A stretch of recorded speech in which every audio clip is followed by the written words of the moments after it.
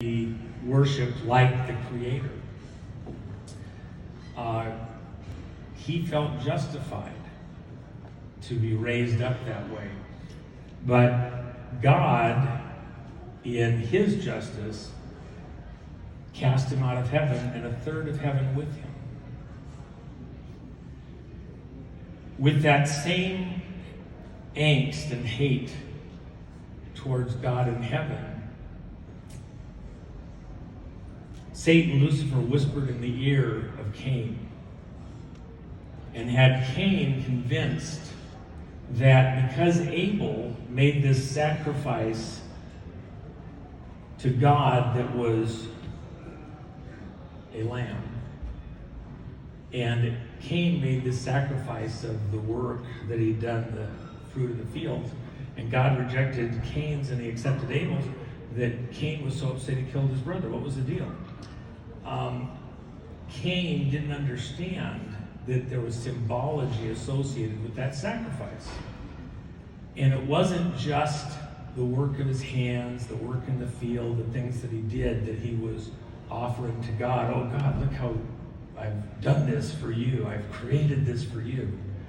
That wasn't the point of the sacrifice. The sacrifice was to show that sin, this original sin, this collusion with the devil, that God was going to make a way someday to reconcile that, and that the sacrificial lamb was just a symbology of something to come. And that Cain just didn't want to do that. He wanted to show something the work of his own hands. He didn't get the symbology. He wanted to create his own symbology. He was listening to Satan, Lucifer, the devil, in his ear.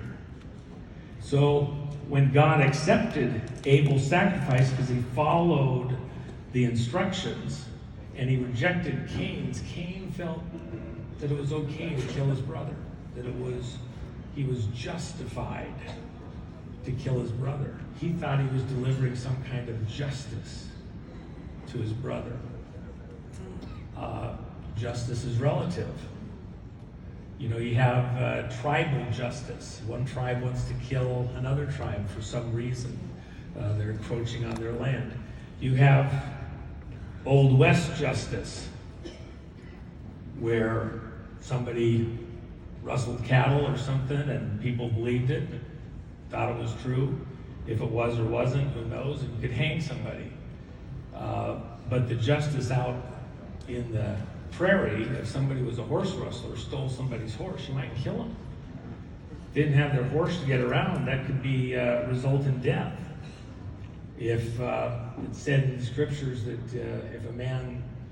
if you steal his millstone, the way that he grinds his food, makes his food, that the penalty was death because you were essentially killing him. He couldn't make food for his family.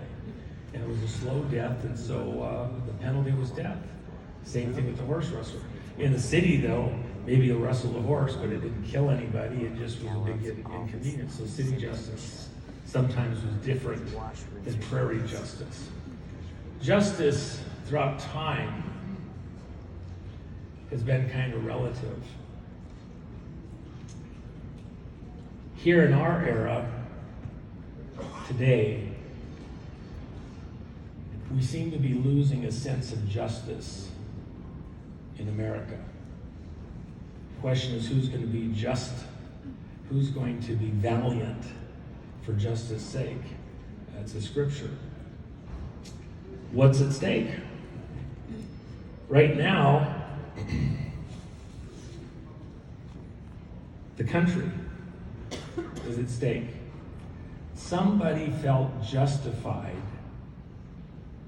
to go through all sorts of frauds and machinations, to cook and twist in every way possible the vote of the American people, because the American people might not make the right decision for the world, for the globalists, for the people that want to run the world. And so you might not go along with depopulating the world. which is their plan, down to 500,000. That's what Georgia Guidestone's, 500,000,000, excuse me. You might not go along with the process they have in mind to depopulate the world. Why? Because they want to do it by freezing you out, cutting off the fuel to you, starving you out, cutting off the food supply, GMO food that screws up your system, medical care that isn't actually care to keep you, it's care to get rid of you. Everywhere you look in society, we're being set up for the big kill.